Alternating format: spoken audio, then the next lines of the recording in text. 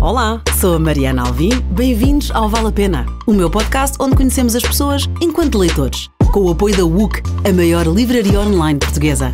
Fiquem por aí, vale a pena. Hoje tem comigo o Pedro Sobral, da APEL, é o administrador executivo da Leia e presidente da APEL, é a Associação Portuguesa de Escritores e Livreiros. Sabes que eu não sabia, porque isto concilia-se, mas eu conheci-te como presidente da APEL. Sim, por causa do grande evento 2.0. Certo. Para o ano haverá. Certo. A segunda edição, terá a segunda edição. Correu bem, é bom sinal. Anualmente organizas a Feira do Livro de Lisboa, a APEL, não é? É uma associação sem fins lucrativos que visa a promoção e divulgação de livros e obras multimédia em língua portuguesa e fomenta, a ideia também é fomentar os hábitos de leitura. Sabes que quando eu tentei tu conheces o podcast, no início eu tento sempre arranjar informação sobre a pessoa que vou entrevistar, nem sempre é possível.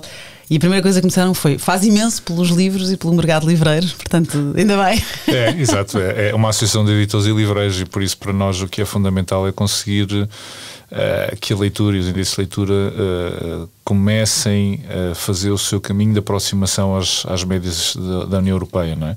Acho que os últimos 2 anos temos tido aqui um salto qualitativo muito grande, mas ainda há muita coisa para fazer. Sim, mas é um objetivo ambicioso, mas bora lá. Sim, exato. E assim, é ambicioso, mas acima de tudo achamos que é necessário, não é? Porque uma sociedade desenvolvida, democrática e livre, sem índices de leitura que sejam banais e maioritários, muito dificilmente conseguirá atingir também esses objetivos.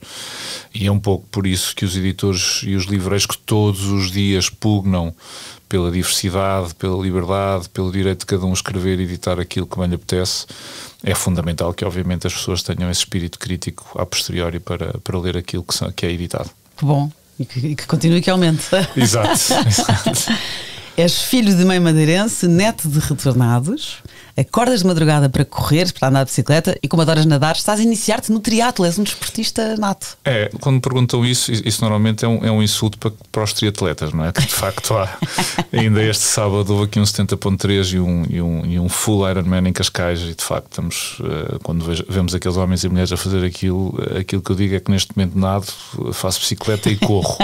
Espero um dia conseguir chegar àquele nível, mas todos os dias acordo de madrugada para ir correr, nadar, andar de bicicleta, ou como hoje, por exemplo, que corri e nadei.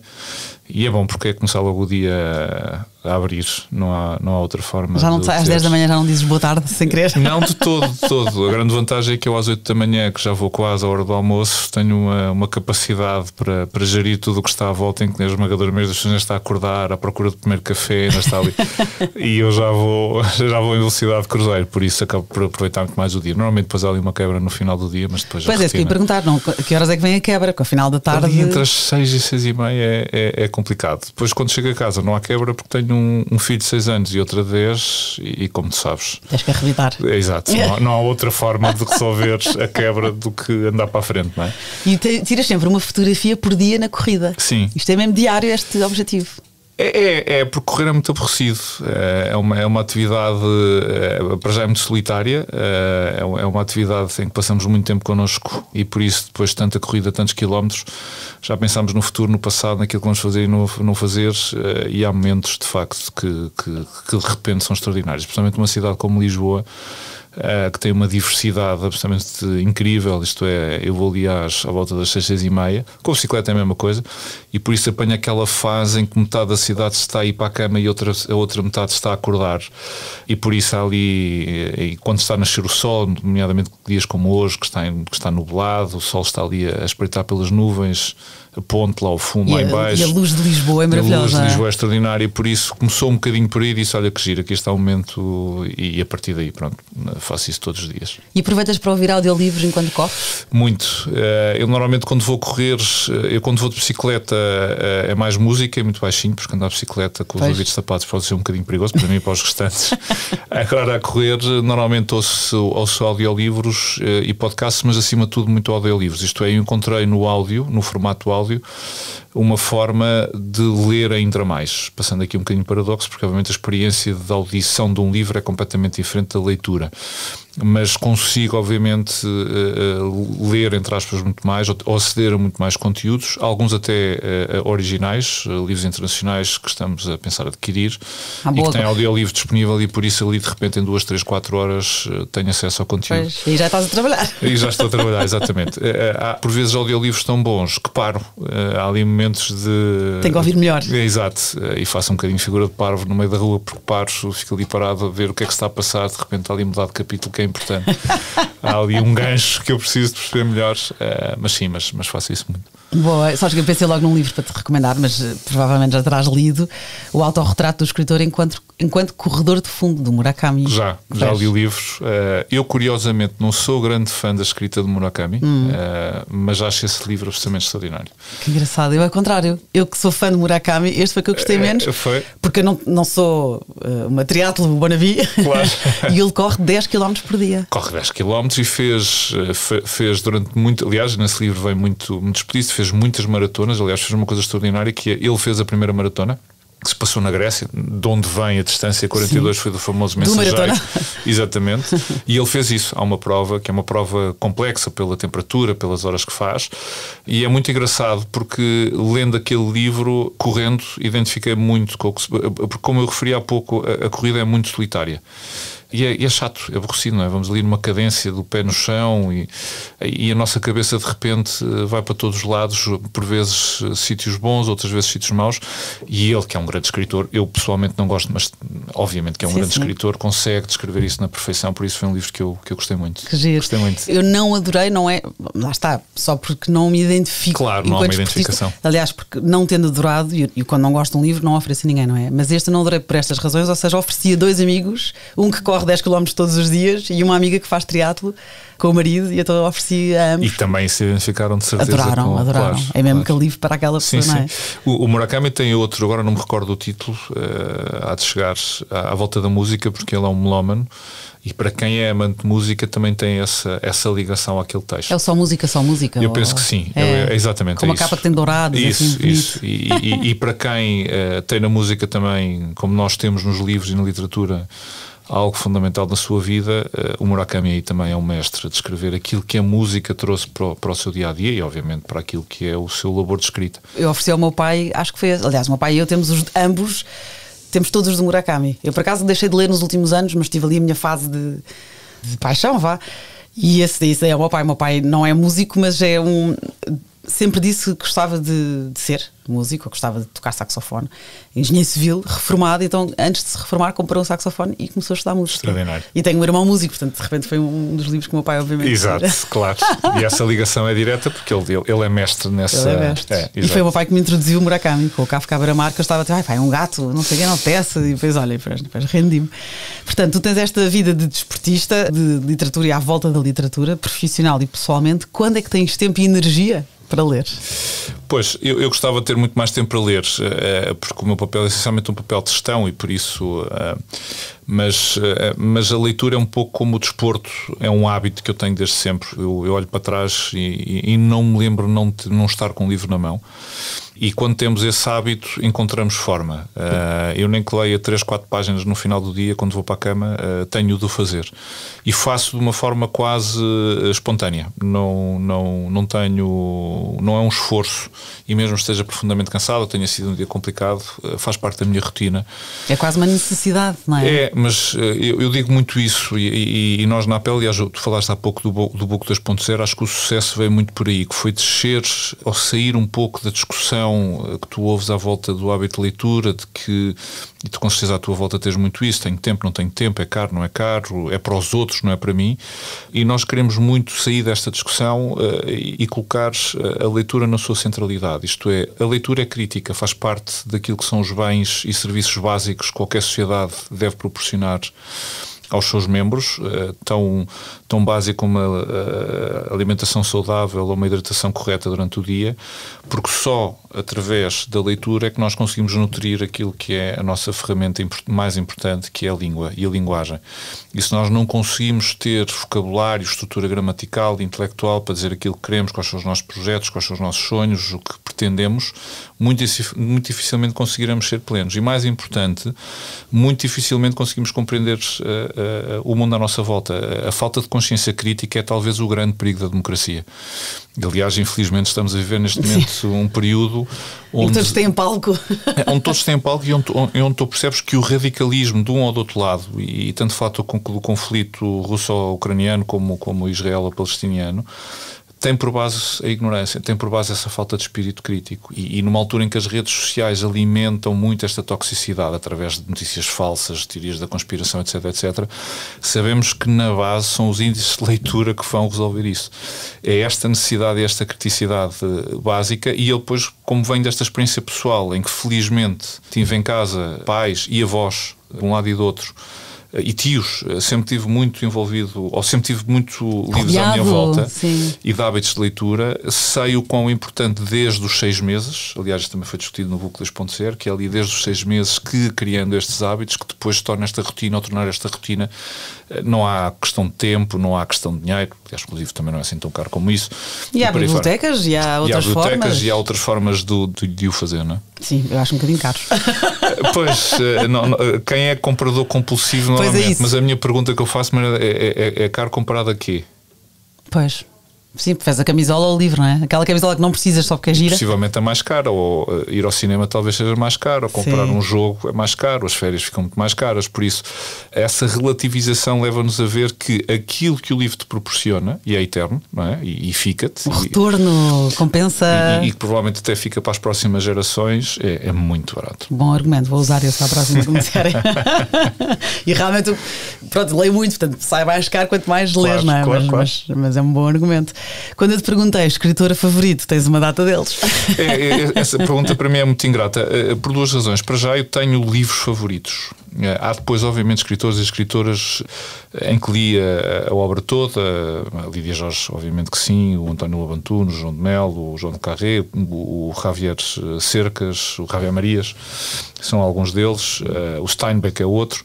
Mas há livros, aquilo que de facto me marcou é mais um livro específico de um escritor específico. Eu acho que há escritores e escritoras que me impactam muitas vezes mais por aquilo que são, além da escrita, por aquilo que nos trazem. Lembro-me agora, por exemplo, da Lídia Jorge, que é uma mulher que tem tido um papel fundamental nos últimos anos, com intervenções. É uma mulher muito discreta no espaço público, mas quando intervém com substância, intervém para dizer alguma coisa pertinente e que nos faz pensar. E acho que é isso que depois me traz essa admiração. Tenho a honra de a conhecer pessoalmente, isso é ótimo. Como também o António Lobantunos, no seu momento, também teve este papel, como um João de Melo também teve, o Manuel Alegre é outro grande poeta que também muitas vezes teve esse papel. Portanto, vai um bocadinho mais por aí, por isso é muito difícil dizer o meu escritor favorito são uma data deles. São muitos. É normal, na verdade, é como eu também pedir 4 livros só. É outra pergunta. Isso foi uma desgraça. E no fim ainda te vou tramar com outra pergunta, mas já lá vamos. Mas tens um ritual que eu achei engraçado, que é quase que de autodisciplinas, a intercalar ficção com ensaio. Sim, eu quando leio a ficção obrigatoriamente tenho que depois de ir ao ensaio. Quando acabo de ler um ensaio tenho de ir a ficção. Lá está, a rotina tem por vezes esse lado obsessivo, não é? E é curioso quando não o faço, por uma razão que seja, sinto que estou a perder ali qualquer coisa, não é? Como se costuma dizer, o grande problema que um leitor tem é todos os livros que não lê. É essa grande aflição, não é? Olharmos para um lado e dizer, está aqui tanta coisa que eu não vou ler, e fica aflito, não é? Há ali quase uma ansiedade. Sim, mesmo em casa, não é? Tenho mais livros por ler. Exato, tal e qual.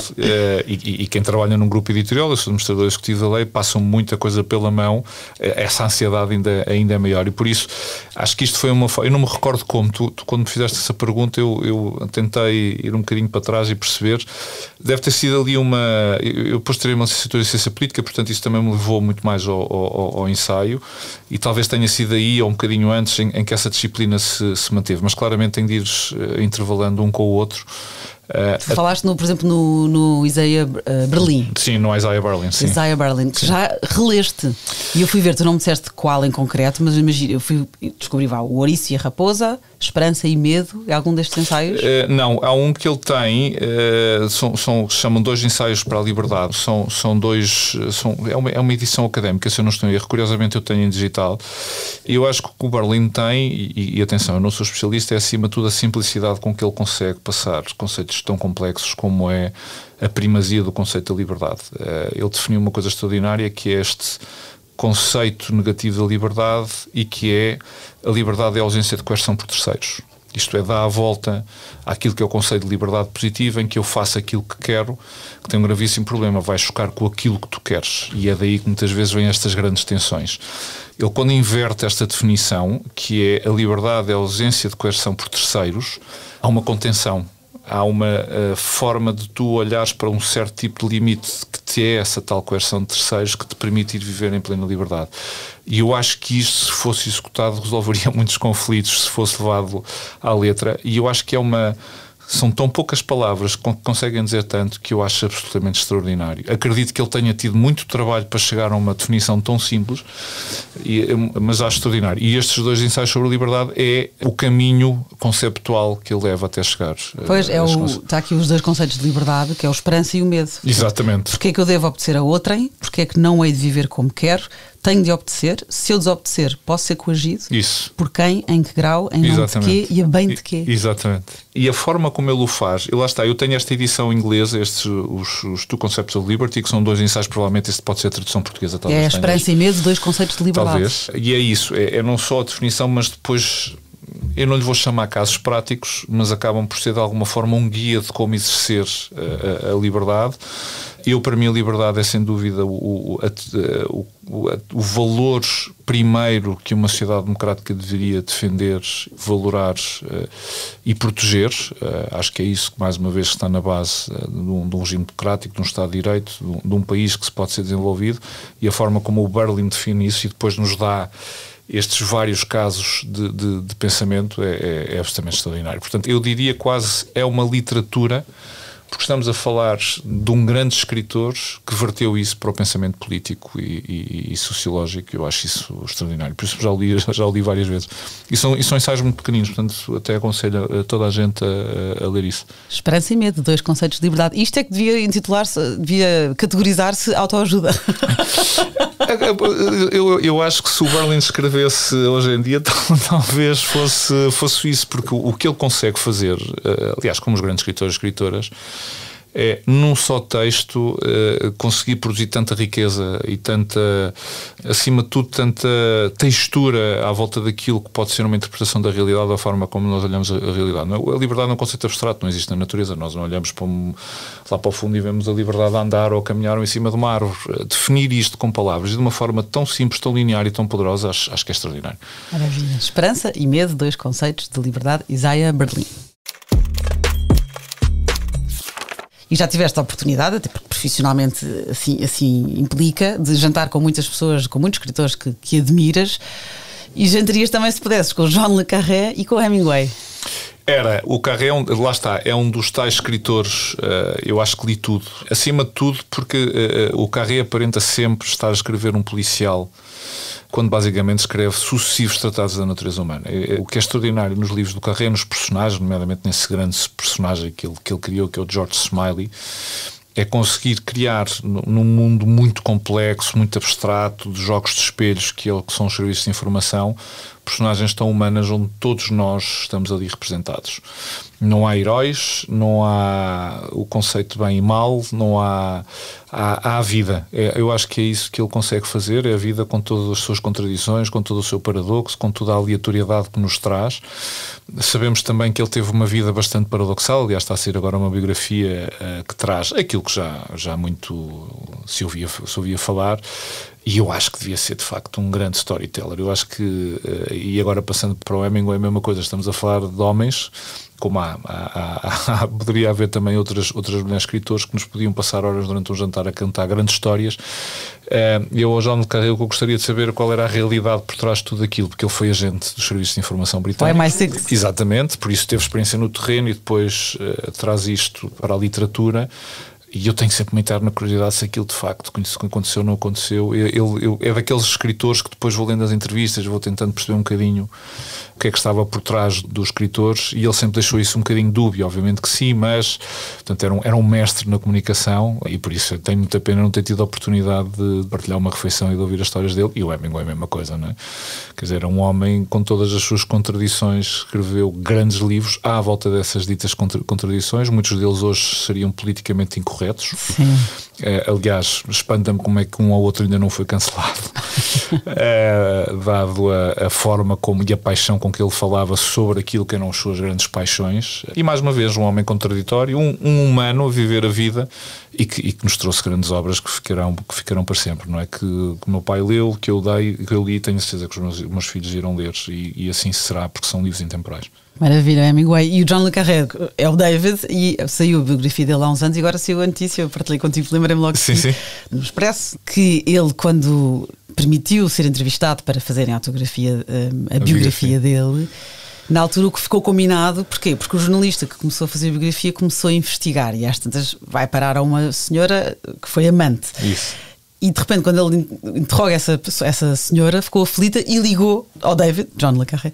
Então fizeram um novo acordo. Portanto, o entrevistado e o entrevistador foi: ok, só falarás das minhas infidelidades quando eu morrer. Exato. Portanto, agora, 8 anos depois, não é? Está ele a ser publicado. Sim, sim. Porque o que ele defende é que a tensão, a experiência, as diferentes mulheres, enfim, isto não é desculpa, mas o que ele diz é que isso o ajudou a ser o escritor que ele é. Claro, eu volto ao mesmo. Eu acho que estamos a falar, se nós pensamos, ou pelo menos pessoalmente, porque tudo depende de tudo, não é? Mas os grandes escritores são normalmente homens e mulheres com vidas muito ricas, interiores ou exteriores, ou ambas. O que é que seria hoje da literatura mundial sem o Henry Miller ou a Anne Nin? E podemos estar aqui dias a falar sobre homens e mulheres que não encaixam naquilo que são os quadros normativos e valorativos. Tentar julgar aquilo que é a literatura que nos deixaram com aquilo como homem e mulher fizeram é um erro. Eu não julgo, não tenho aqui questões, nem me cabe a mim sequer saber disso. Entendo que o John le Carré, para uma biografia que ficará para a posteridade, teria de deixar uma justificação e uma explicação para aquilo que fez no seu passado. Ainda por cima, um homem que viveu neste jogo de espelhos, serviço de informação, onde nada é o que é, onde a informação encontra informação, onde a realidade, a mentira e a verdade não são conceitos absolutos, são conceitos que se interligam. O que eu acho que é importante, e por isso, volto a repetir, é a riqueza que nos seus livros encontramos, e volto outra vez ao princípio, que é, eu gostava de jantar com ele, porque de facto nós quando lemos aquele personagem extraordinário que é o George Smile, acho que todos nós encontramos ali um bocadinho de nós, porque é um personagem, porque poderia ser um personagem de carne e osso, a viver uma vida real e circunstâncias também todas elas muito hiperrealistas, que é uma coisa que eu gosto bastante na literatura. Talvez por isso eu não gosto tanto de Murakami. Falta essa componente da realidade. Sim, ou mais real, tem ali uma componente onírica que confesso, mas isto é uma questão minha, me chateia muito. E o John le Carré tem isso também, depois agora defende então este jornalista que o entrevistou, e os filhos permitiram que esta nova biografia saísse, até para conhecer para conhecer o escritor. Pois é isso, atenção, a vida dele, o ter sido agente secreto, o ter tido várias mulheres. Até as mulheres inspiraram algumas personagens. Agora é que vamos perceber isso, claro, não é? Claro. Mas aí voltamos a mesmo. Acho que os grandes escritores ou escritoras, de uma ou de outra forma, são homens e mulheres que tiveram uma vida interior e exterior extraordinariamente rica e complexa, não é? Virginia Woolf, por exemplo. Agora para trazer outra, e podíamos estar aqui, repito, outra vez. E há pouco falaste na Anne Nin, então no tempo dela, ainda mais no tempo que foi o sobre que ela escrevia. Tudo, exato. Literatura erótica e... Marguerite Yourcenar, outra mulher que foi icónica, disruptiva em tudo aquilo que foi, como o Sartre, outro homem que de facto teve...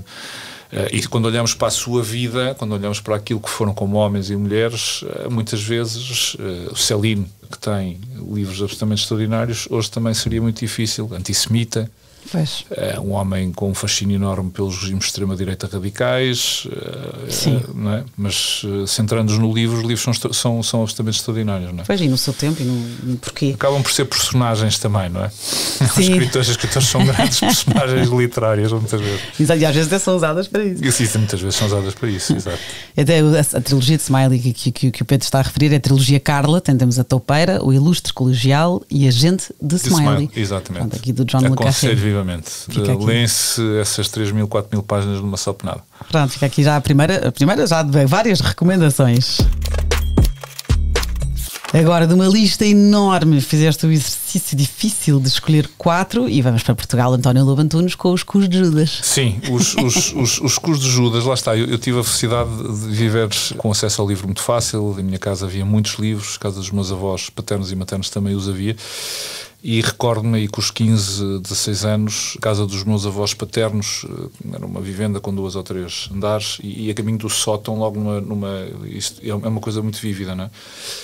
Havia uma prateleira cheia de livros e havia ali uma coisa, 15 anos, um livro chamado Os Cus de Judas, obviamente chamei a atenção. Claro, e começaste a rir primeiro. Exato, mas olhando assim à volta e tal, e peguei no livro, foi num verão, li, recordo-me, não percebi absolutamente nada daquilo, não é? Porque com 15 anos não é fácil, mas uma ou outra frase, um ou outro parágrafo deixaram-me completamente paralisado, porque de repente vejo palavras e frases que encaixavam naquilo que eu sentia ou algum dia tinha sentido e que não sabia expressar. E depois vou relê-lo muito mais tarde, percebi porque é que aos 15 anos muito dificilmente lá chegaria, e foi por isso que o reli. É um livro que eu acho absolutamente extraordinário, um livro riquíssimo. Cada vez que se faz uma segunda, uma terceira, quarta leitura, encontramos ali uma nova camada. E talvez, mais uma vez, não sou especialista na obra do António, mas para mim é o grande livro dele. O meu pai diz o mesmo também. Agora aqui em parentes. Mas isto é durante uma noite um homem que regressou da guerra colonial em Angola, não é? Onde passou 27 meses a servir o exército colonial, e depois conhece uma mulher num bar e tem uma conversa, e é mais ele a reconstruir o que viveu. Exatamente, a ir buscar toda aquela experiência de um mundo sem regras, onde a violência imperava, onde de repente ele vê, como dizia, homens de família terem comportamentos violentíssimos, quer de um quer do outro lado, que não questiona tanto a guerra, mas questiona o papel do homem na guerra e a forma como é que um homem após a guerra pode de repente, de um momento para o outro, voltar para um mundo ascétimo, onde as regras existem, onde existe uma autoridade, onde é suposto ele ter um papel de marido, de pai, de médico. E está tudo na mesma, não é? Parece que ali o mundo parou. Isso. E como é que eu resolvo isto, não é? Como é que eu estive ali no meio do caos, no meio do horror, a viver a morte, enfim, tudo aquilo que ele ali lá descreve com uma mestria absolutamente extraordinária, porque não, acho que o António, o que consegue fazer nesse livro é fazer-nos imaginar a violência e cenas muito duras, mas com uma elegância extraordinária. Não há ali algo barato, uma exploração daquelas oleodescas não há sensacionalismo. Exato, é de uma elegância, a própria camaradagem entre os colegas de armas, como é que isso depois fica para toda a vida. Mais uma vez, eu acho, ou pelo menos para mim a literatura é isto, são livros que têm várias camadas à medida que os vamos lendo, à medida que vamos evoluindo, também tendo cada vez, ou ficando cada vez mais velhos, ou mais capazes, mais sábios talvez, e de facto este é um deles. E há aqui uma curiosidade que eu achei graça, que o livro está dividido em 23 capítulos. Sim. Cada um deles corresponde a uma letra do alfabeto. Até na estrutura houve aqui um trabalho... Sim, mas isso é já o António à procura da sua grande obsessão, que é a forma, não é? Ele passou toda a vida e passa toda a sua vida nos seus livros à procura dessa forma perfeita. E é por isso que são livros que por vezes é difícil encontrar a sua chave de leitura, um pouco mais, eu diria mais os livros depois do Fado Alexandrino, nomeadamente estes últimos, onde é difícil por vezes encontrar ali a chave para entrar, mas quando se entra é extraordinário. Lá está, é um livro que também traz aquilo que a literatura muitas vezes as pessoas também se esquecem que nos traz, que é o compromisso que temos de ter com o texto. Precisamos de tempo, precisamos da nossa solidão para conseguir entrar naquilo que o escritor pretende, e aqui nos Cus de Judas é quando ele começa a brincar com a forma, claro. Mas aqui, além de ler, é também investir, não é? Exato, claro. Os Cus de Judas do médico psiquiatra também, escritor António Lobo Antunes, que dispensa apresentações. Agora, há pouco falaste nele, João de Melo, o escritor açoriano, Gente Feliz com Lágrimas, que também leste várias vezes. Sim, é um grande título, não é? Eu acho Gente que Feliz com Lágrimas. É um grande título. Este livro vem também, lá está, num verão, a ir para a Madeira, como tu disseste, parte da minha família é madeirense, e portanto o meu pai comprou o livro e recordo-me na praia vê-lo muito absorvido com aquela leitura, não é? E ele no final pegou no livro e disse: tens de ler isto. E mais uma vez peguei e... Tinhas que idade? Eu diria já 18, 19 talvez. Okay. E achei extraordinário. Isto é, o João é um mestre na utilização da língua portuguesa, na forma como ele constrói toda aquela narrativa. Mais uma vez, numa primeira fase, tudo aquilo parece um nevoeiro, tudo aquilo parece ali uma coisa um bocado perdida, ou sentimos muito ignorantes quando lemos o João, mas de repente vai-se clarificando, vai-se dissipando essa neblina e aparece-nos uma narrativa, personagens absolutamente extraordinários. E repito, eu acho que é um livro que vale a pena só pelo título. O Gente Feliz com Lágrimas, acho que é das coisas. Aliás, ele tem grandes títulos. Mar de Ruínas é outro. É um homem.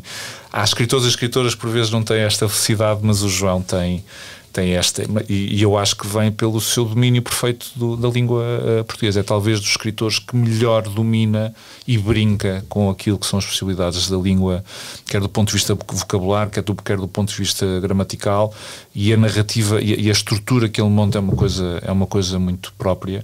Eu não vou falar sobre a narrativa em si, porque eu acho que vale a pena descobrir, mas é um livro que é um deleite ler. Podemos dizer, pronto, assim, resumindo, a história do Nuno Miguel é um açoriano que vai para o continente, e depois é a história também dos seus irmãos, da infância infeliz, da infância difícil. E dura, muito dura. Dura, exato, muito dura. Exatamente, mais do que infeliz é dura, e faz todo sentido depois no fim, o Gente Feliz com Lágrimas, o título. Este livro ganhou inúmeros prémios, foi traduzido para vários países e foi adaptado a uma minissérie de televisão, a um filme e também teatro. Sim. Acho que dá aquilo que são para os portugueses continentais a dureza do que é viver na ilha, ou nas ilhas, não é? Neste caso os açorianos, porque não é só o dia-a-dia duro, não é só as condições que são muito difíceis, mas acima de tudo o viver numa ilha, não é? O viver rodeado pelo mar, o ter aquela sensação de que não há um caminho. Nós, quando vivemos numa plataforma continental, por muito que seja dura a vida, acho que temos para o lado esquerdo, para a frente, há uma estrada a seguir, não é? Ali não havia, há um circuito fechado, muito recolhido. Acho que é um grande raio-x à alma açoriana, que por si própria também é muito interior, é muito recolhida, uma coisa estranha para mim, porque eu, como digo, tenho família madeirense, que é exatamente o contrário. É uma ilha onde os madeirenses são todos eles muito mais expansivos, muito mais abertos. Ali nos Açores há um recolhimento interior, há uma contenção muito grande, não é? Não lhe chamaria tristeza, porque também não os conheço assim tanto. E é por isso que é riquíssimo o livro, não é? Porque retrata esta componente do que é viver numa ilha, mas simultaneamente acho que escalpeliza muito aquilo que é a alma humana. Maravilha, boa explicação. Gente Feliz com Lágrimas, João de Melo. E eu aqui eu vou tentando conhecer os meus convidados enquanto leitores, não é? O objetivo. E já te fui topando como fã do existencialismo, e claro, então que este tinha que aparecer. Foi o primeiro livro que mexeu comigo, aos 13 anos. Não foi o primeiro livro, foi o primeiro autor. Comigo foi a aparição, tu trouxeste o Virgílio Ferreira para sempre. Sem dúvida. O Virgílio Ferreira, mais uma vez, uma opinião pessoal, tem livros muito difíceis, não é? Tem livros que são ali duros. O Para Sempre é de uma ternura, e de uma violência também enormíssima, não é? Porque fala da perda, fala da forma como alguém consegue ou tenta superar ou não consegue superar a perda. Aliás, depois há um pequeno seguimento que é o Cartas a Sandra, que é uma espécie de um prólogo a esse livro, que são as cartas que advêm de toda a narrativa central, exatamente, e que explica alguma das coisas. Também eu li muito novo.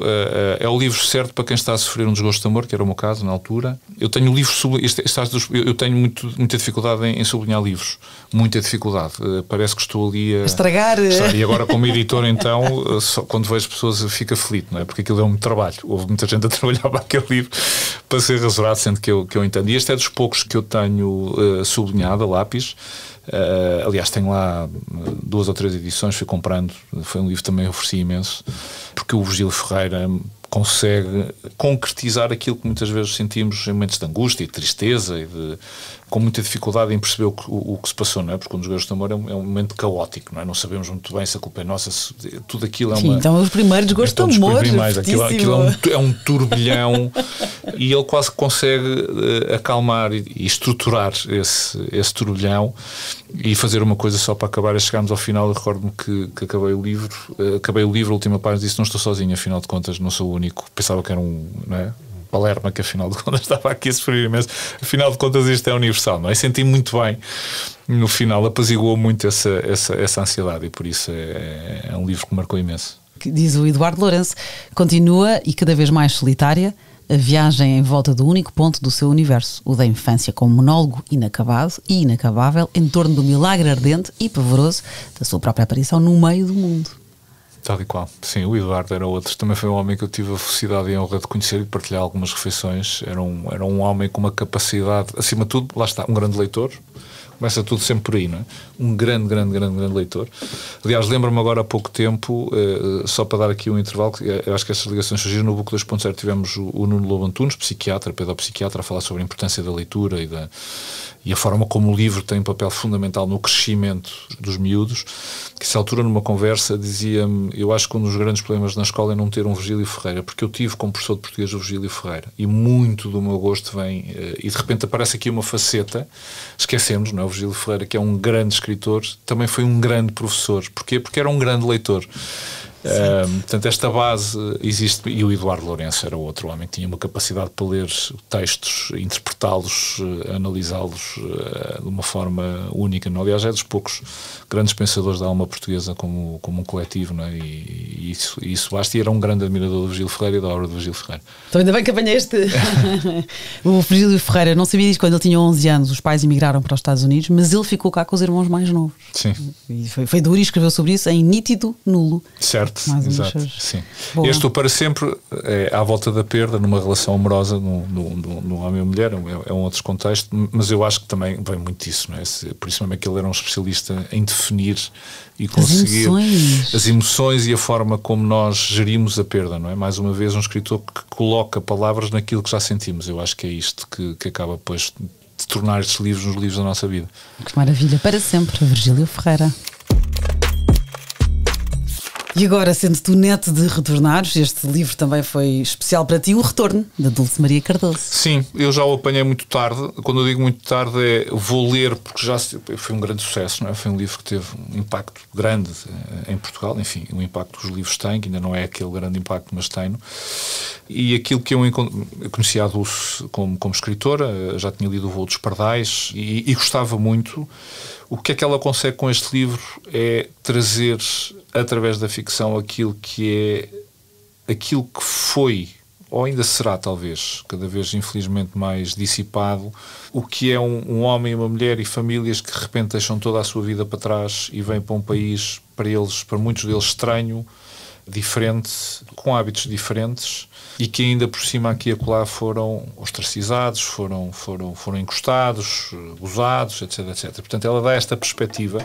Aliás, a Isabela Figueiredo faz a mesma coisa com os Cadernos de Memória Colonial, que é outro livro absolutamente extraordinário. Aliás, os três que ela tem, a Gorda e mas com as memórias... Sim, a Gorda e um Cão no Meio do Caminho. Sim, eu tive a honra de receber a Isabela Figueiredo neste podcast. É uma mulher... O máximo. E já convidei a Dulce Maria Cardoso, que me disse que sim. Agora vamos combinar ainda. É ótimo, ainda bem.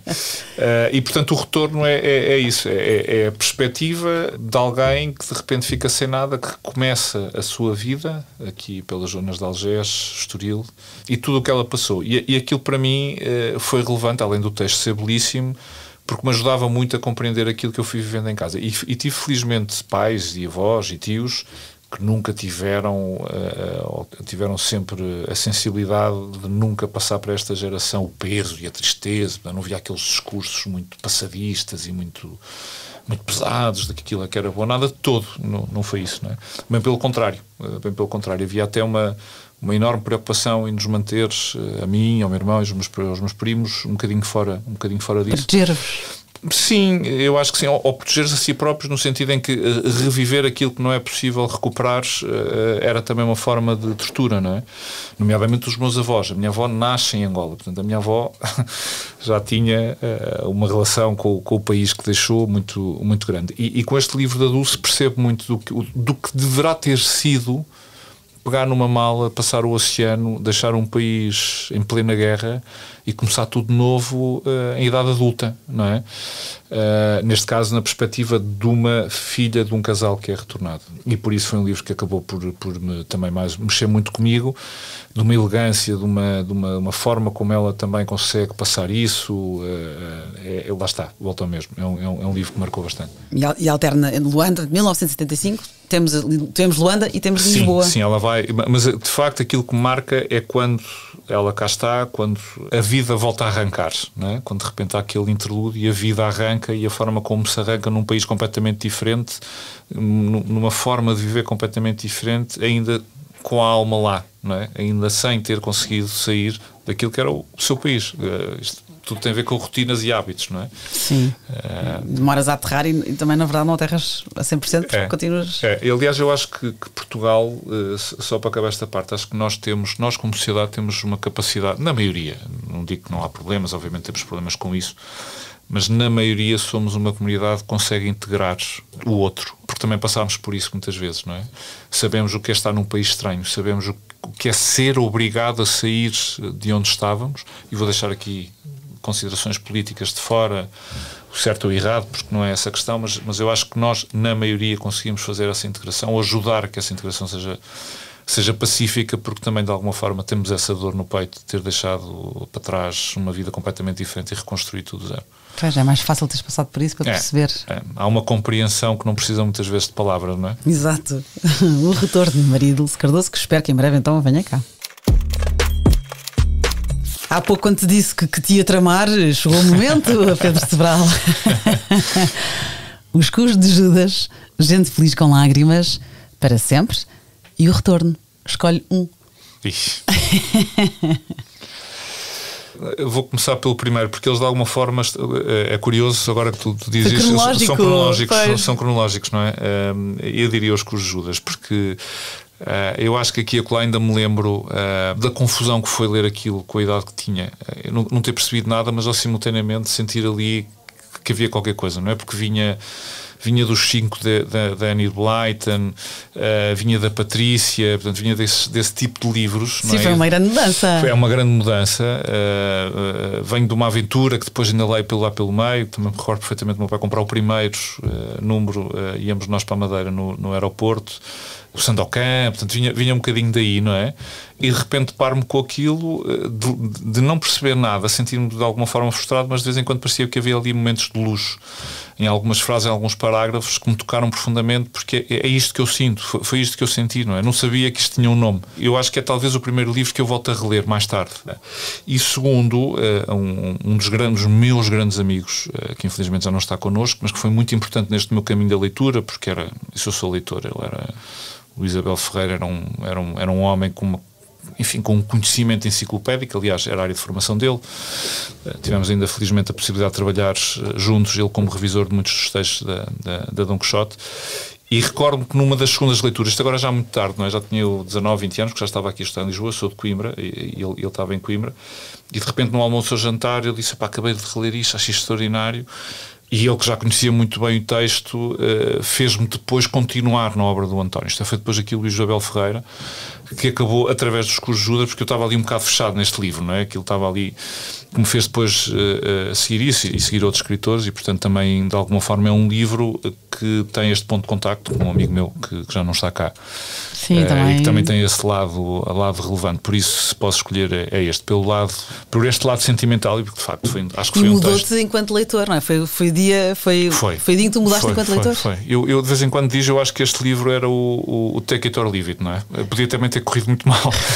Podia ter chegado ao final e dizer: não quero mais disto, vou jogar futebol e vou colecionar cromos do Mundial, e bem pelo contrário, não é? E repito, e à medida que o vou lendo e leio, não sei quantas vezes é que já li, 4, 5, 6 vezes, e ainda por cima é um livro curto, tem essa vantagem, sim, para a releitura, encontra uma nova camada, encontra outra perspectiva, e eu acho isto absolutamente extraordinário. E é ótimo também, e também extraordinário, tu com 15 anos tens dificuldade e em vez de desistires, insististe. Isso também é importante, essa mensagem passar, até porque os meus filhos têm essa preocupação. Não, não adorei este livro. Espera aí, mas desististe em que página? 10? Calma, exato. Vamos lá tentar, não é? Sim, e também não ter aquela... Nós como leitores talvez muitas vezes temos essa vergonha, digamos assim, que é quando estamos a ler alguma coisa que não nos tocou ou não gostamos, insistimos, não é? Parece que temos de ler até ao final para não deixar mal quem o escreveu, quem o editou, quando não está ao nosso lado. Portanto, também se o deixarmos não há mal nenhum. E eu acho também importante muitas vezes passar isto. Eu acredito que há sempre um livro para qualquer um de nós. O difícil é acertar, para já, porque há muitos livros, mas eu acredito que é preciso fazer isto. É, por um lado, aquilo que tu acabaste de referir, não desistas, porque há, aliás, esse desafio, vê isto como um desafio, vê isto como uma experiência e tenta lá chegar, porque quando consegues é altamente recompensador. E segundo, não desistas de continuar, mesmo que encontres um livro que não gostes, não tenhas problemas, deixa e vai tentar procurar outro, porque, repito, há sempre um livro para cada um de nós aí fora. E quando acertamos, independentemente da idade, não é à toa que é dos 14 aos, neste momento, quem mais lê, essencialmente na Europa Ocidental, perdão, na União Europeia, e Portugal inclusive é aqui entre os 15, 16, 17, 18, 34, que é sempre aquela geração que diz que não lê, tem demasiados estímulos. Sim, tem demasiados estímulos, mas também sabemos que quando acertam no livro aquilo pega fogo. Os grandes best-sellers, os livros que vendem literalmente milhões, são nesta geração. Porquê? Porque tu e eu passámos por isso, estamos numa fase entre a explosão hormonal, entre tudo aquilo que se passa, estamos num mar de confusão, não é?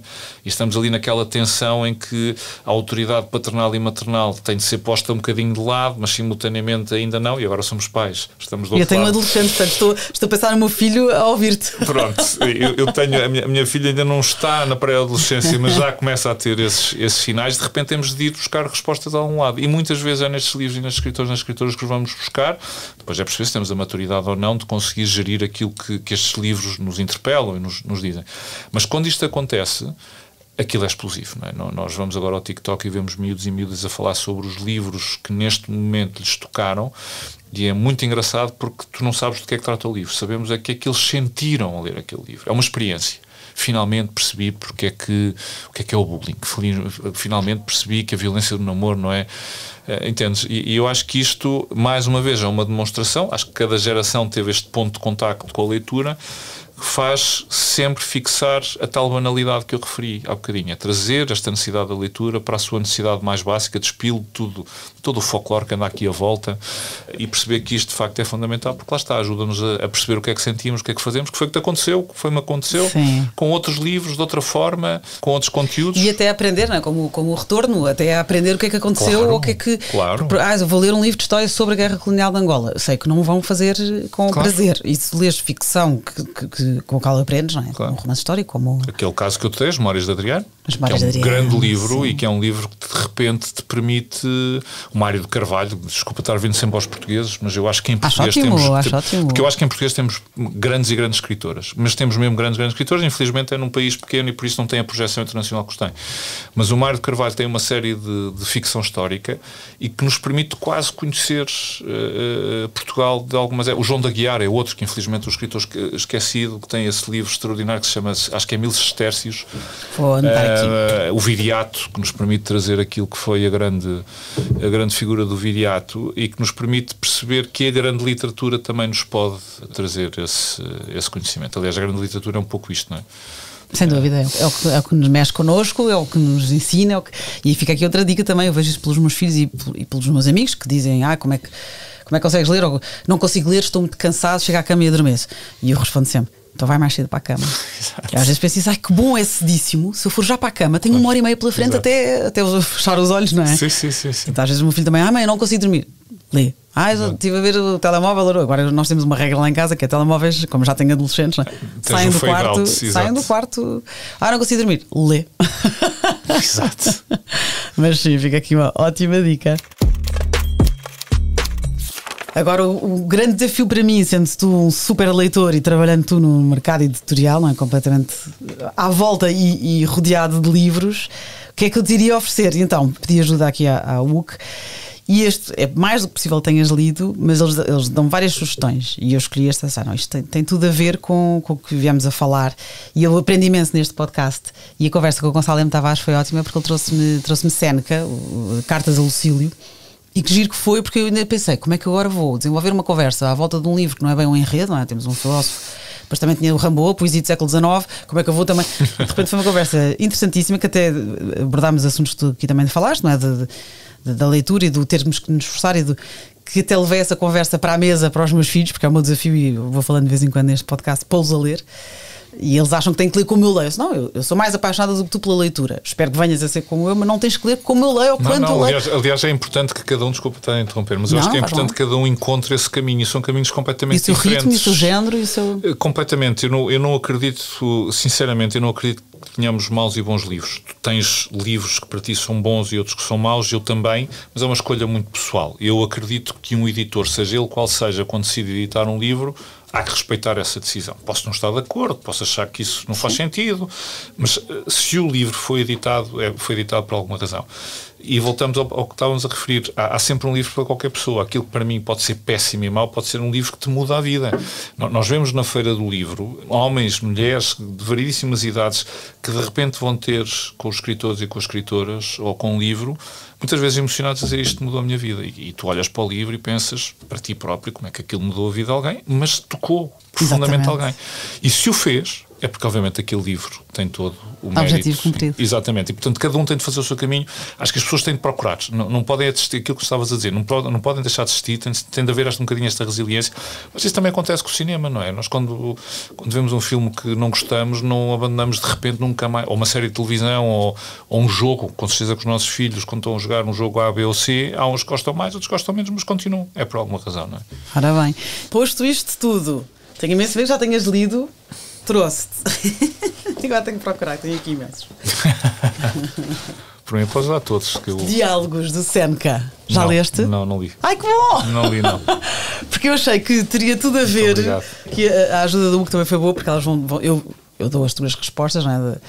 E agora, ao estudar os livros que tu me trouxeste, e há uns que conheço, outros que não, pensei, isto tem tudo a ver, porque o diálogo é parte substancial das obras de Séneca, não é? E depois aqui são textos intemporais e que predominam os temas filosóficos e nos quais Séneca expõe a sua doutrina sobre as paixões e a autossuficiência espiritual. E achei que poderia ser o teu género e espero que sim. Sim, eu como disse, fiz ciência política, portanto tive de ler não os diálogos, ou então, se algum professor meu ouve isto e diz, não, tu tiveste de ler isto. Não te lembras ou não leste? Peço imensa desculpa, espero que tenha tido boa nota nessa. Não me lembro, sei que li algumas coisas de Séneca e eu acho que acima de tudo a filosofia é acima de tudo uma forma de questionar, não é? É a arte de fazer perguntas mais do que dar respostas. Eu acho que tu aprendes com estes grandes pensadores da antiguidade, é a mestria de fazer a pergunta certa no momento certo e que depois te ajuda a desenvolver um raciocínio. Voltamos àquilo que começámos no princípio, que é o tal desenvolvimento do espírito crítico. E por isso muitas vezes estas grandes obras da filosofia, aliás deita algumas, falaste do Berlin, mas o Frederick von Hayek é outro. Sim, vários Tocqueville, acima de tudo aquilo que te trazem é esta capacidade de criares a tua consciência crítica. E o Séneca também é outro, ele não te está a prescrever qualquer coisa, não te está a dar e dizer é assim que tu deves ver a realidade. O que ele está a dizer é estas são as perguntas que tu deves fazer a ti próprio e agora segue o teu caminho. E eu acho que é isto que nós encontramos na grande literatura, seja ela não ficção, seja ela ficcionada, seja ela até em formato BD ou graphic novel. Temos hoje em dia novelas gráficas absolutamente extraordinárias, independentemente do formato. O que faz a grande literatura é isto, são pessoas que nos interpelam e que nos trazem as perguntas certas para nós tentarmos encontrar as respostas adequadas a nós. Obrigada, gostei muito. Também eu. Muito obrigado. E quem nos está a ouvir, obrigada também, para a semana a mais.